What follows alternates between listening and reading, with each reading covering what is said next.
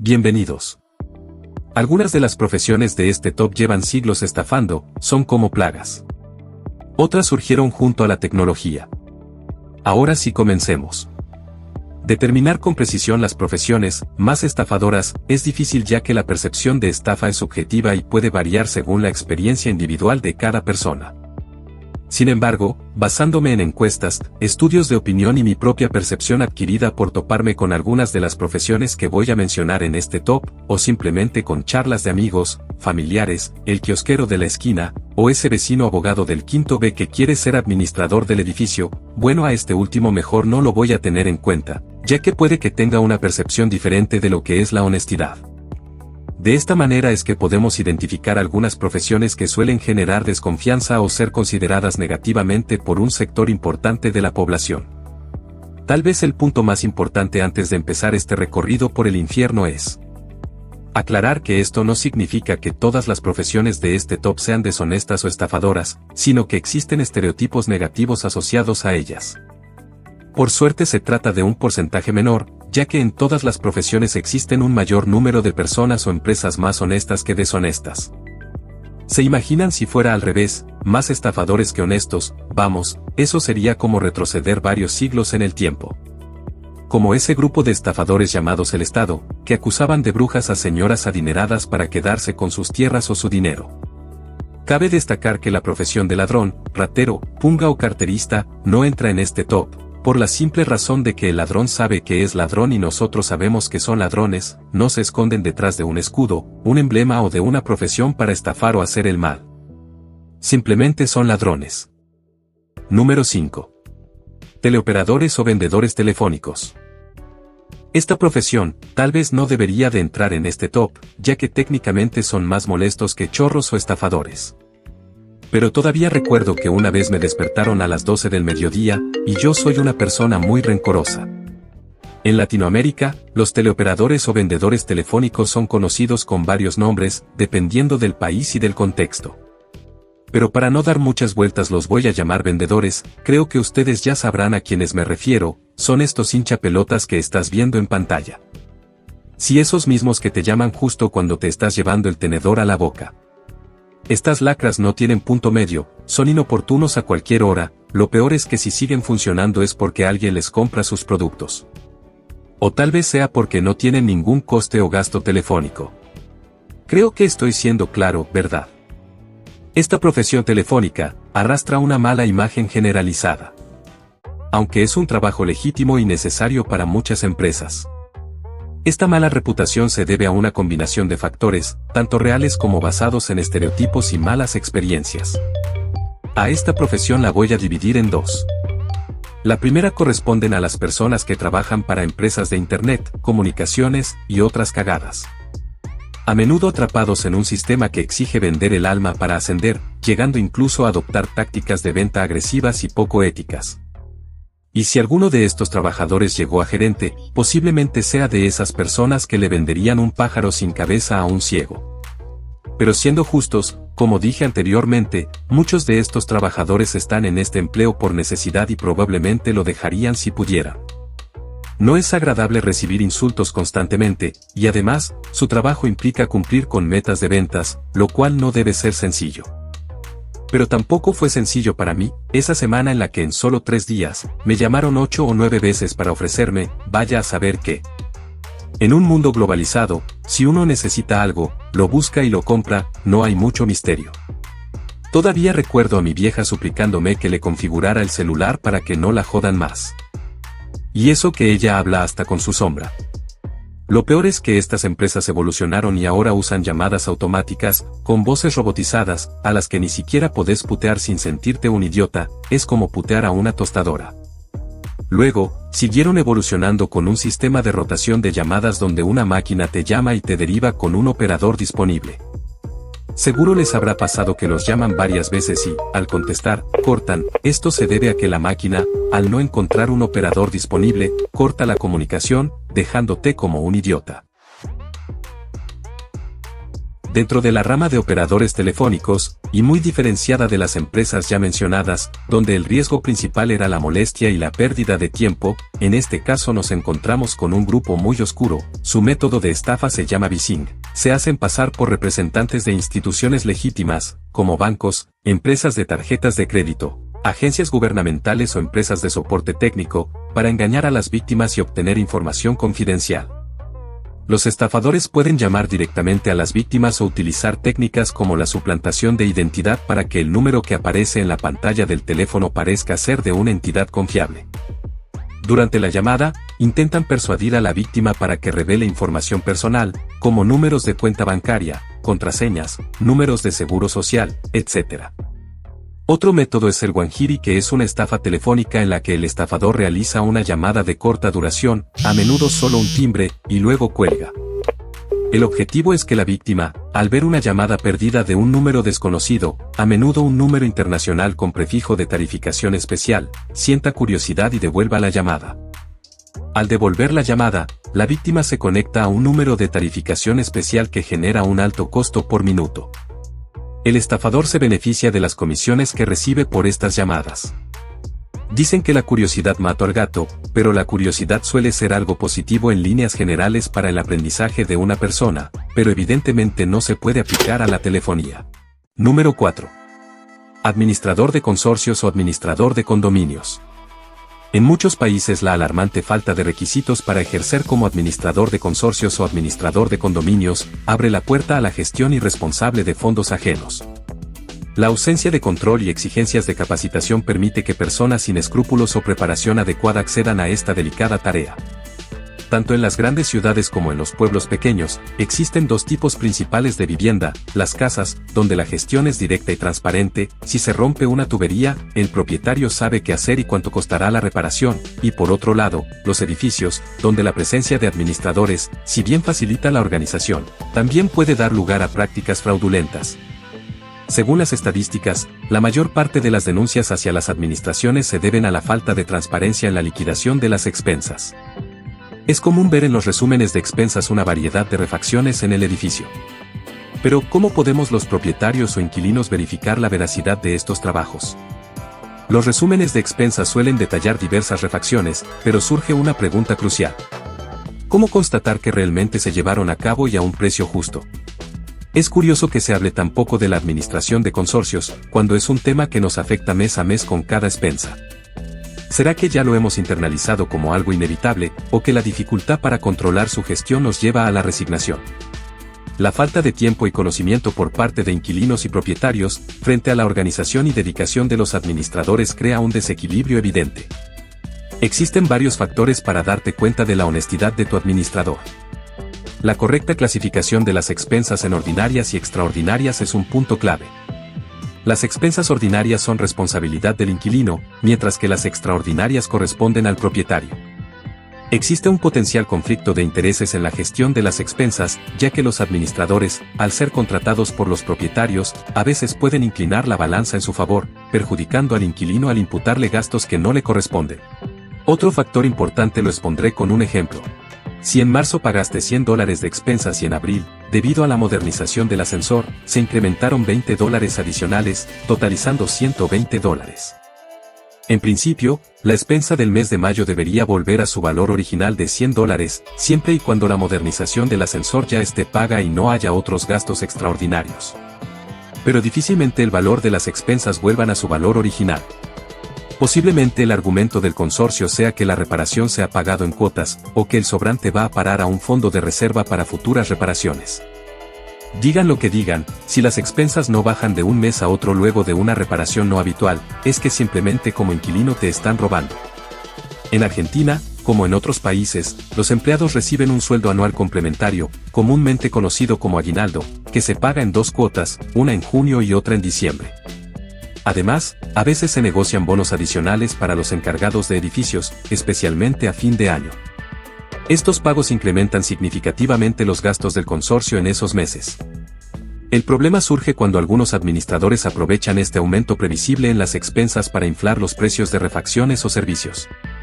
Saben que un incremento en las expensas en diciembre o enero no generará tanta sospecha, ya que se asocia directamente al pago del aguinaldo y los bonos.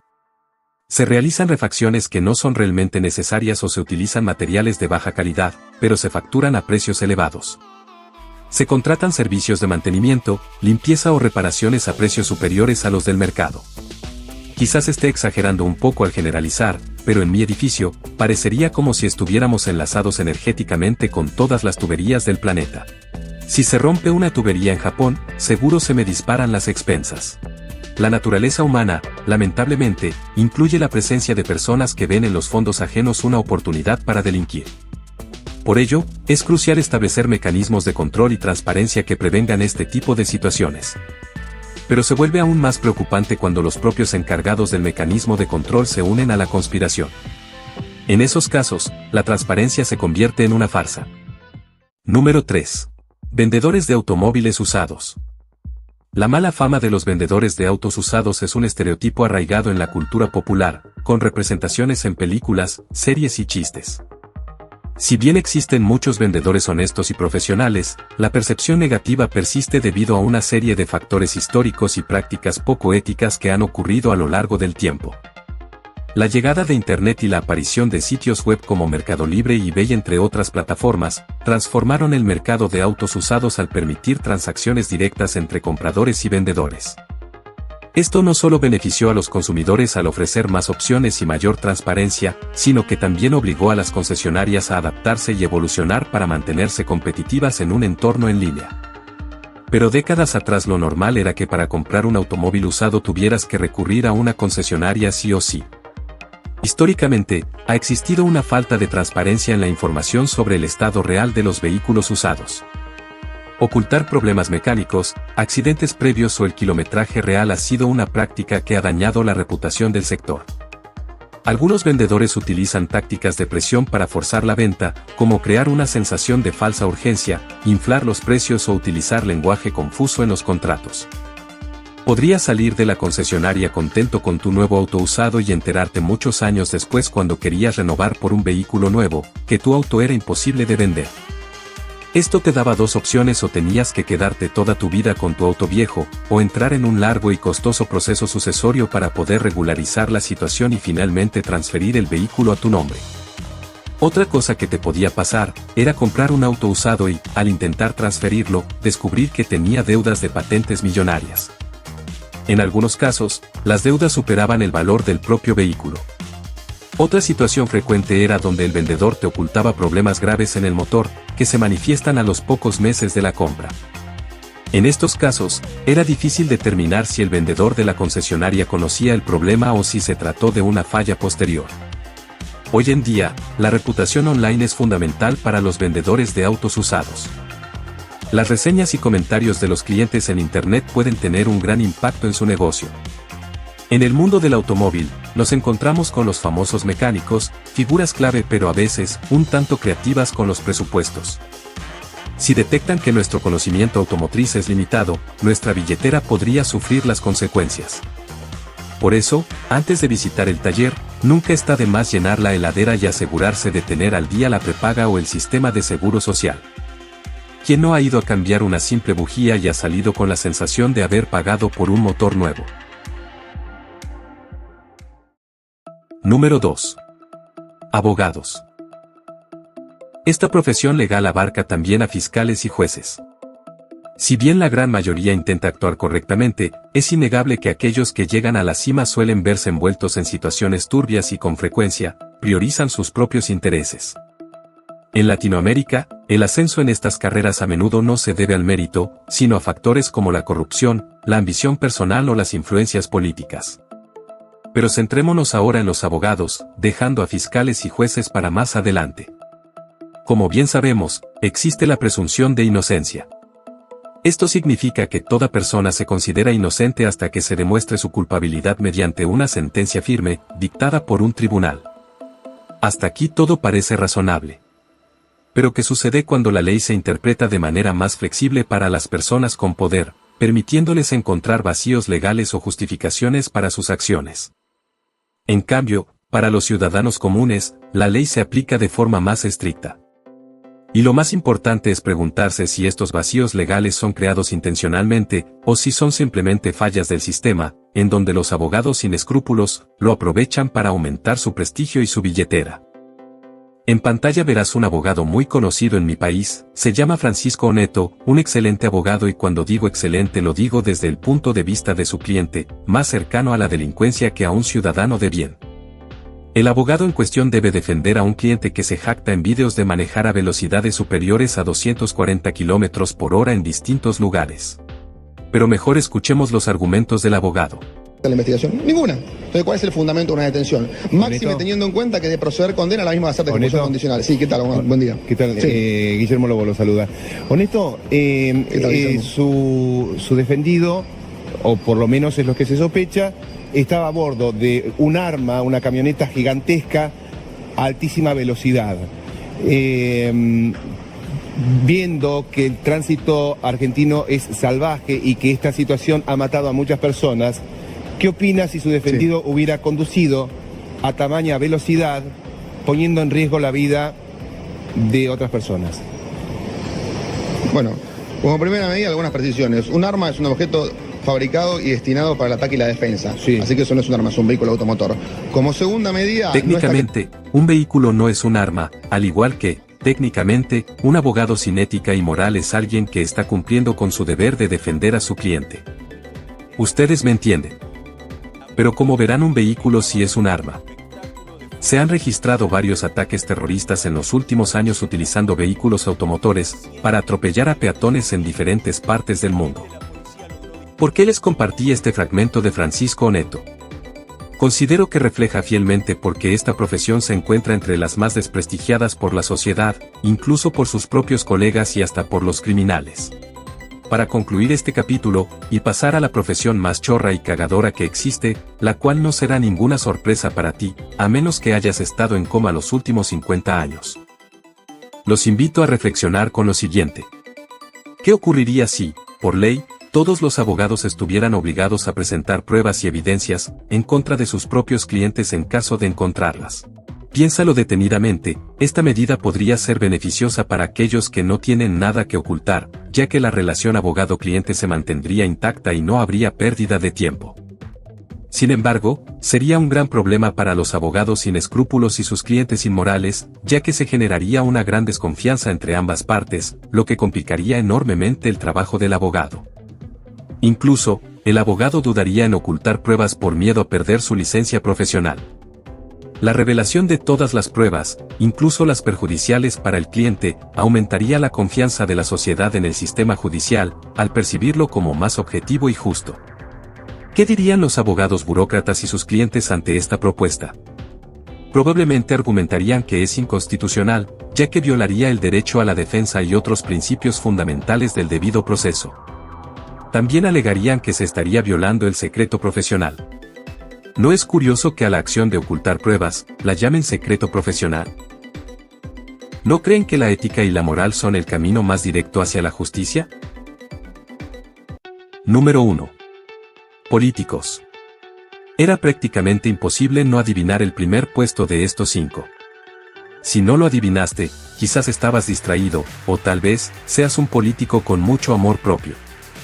Cuando hablamos de políticos, nos referimos a personas que se dedican a la política, es decir, a la actividad de gobernar o influir en la toma de decisiones de un estado o una comunidad.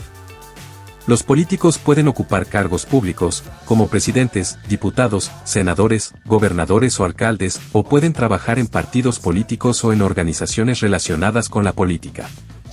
Es importante destacar que su salario proviene de los impuestos que paga la población. Sin embargo, aquellos que se encuentran en los niveles más altos, y quienes los rodean, a menudo también reciben ingresos adicionales provenientes de la corrupción.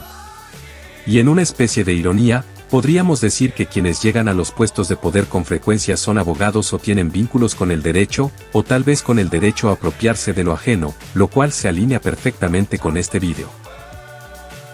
La antigua mafia de principios de siglo, que utilizaba el soborno para expandir sus negocios ilícitos, como el contrabando de cigarrillos, whisky y otros productos, ha experimentado una metamorfosis a lo largo del tiempo. Década tras década, y a costa de mucha sangre, la mafia se ha reinventado hasta comprender que el camino menos riesgoso y más directo hacia el dinero era infiltrarse en el propio gobierno, corrompiendo las instituciones desde adentro. Esta idea se transmitió de generación en generación, resultando en el gobierno-estado que todos conocemos ahora. Y como dice el famoso refrán, Dios los cría y ellos se juntan. Pero entonces, ¿quién ocupa el sector de las mafias de principios de siglo? ¿A dónde fueron a parar? Bueno, ahora se hacen llamar gremialistas o sindicatos. Ahora miren cómo reciben a este presidente, parece una estrella de rock. Miren a este payasoide, de verdad se piensa que es Robert De Niro. Yo, Alberto Ángel Fernández, juro por Dios, la patria y sobre estos santos evangelios... Lo peor es que se nos ríen en nuestra propia cara, con estos rituales satánicos. Jura por Dios. Pero lo que realmente está haciendo es vendiéndole su alma al diablo. Me pregunto honestamente por qué la gente se fanatiza con un partido político, ya sea de derecha o de izquierda. ¿Será para sentirse parte de un grupo?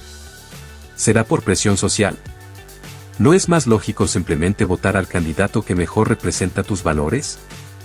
Y si ese candidato a presidente no refleja tus valores, ¿simplemente lo vas a votar porque coincide con los colores de tu partido político? No te dejes engañar por lo que dicen los políticos, presta atención a lo que hacen. Sus promesas pueden ser atractivas, pero son sus acciones las que demuestran quiénes son en realidad. Bueno, con este tereso me despido.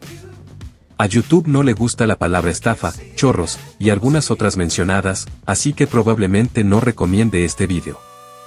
Si te gustó puedes compartirlo y darle un me gusta. Y si no te gustó puedes irte a la mismísima heladera, por un buen refresco. Hasta la próxima.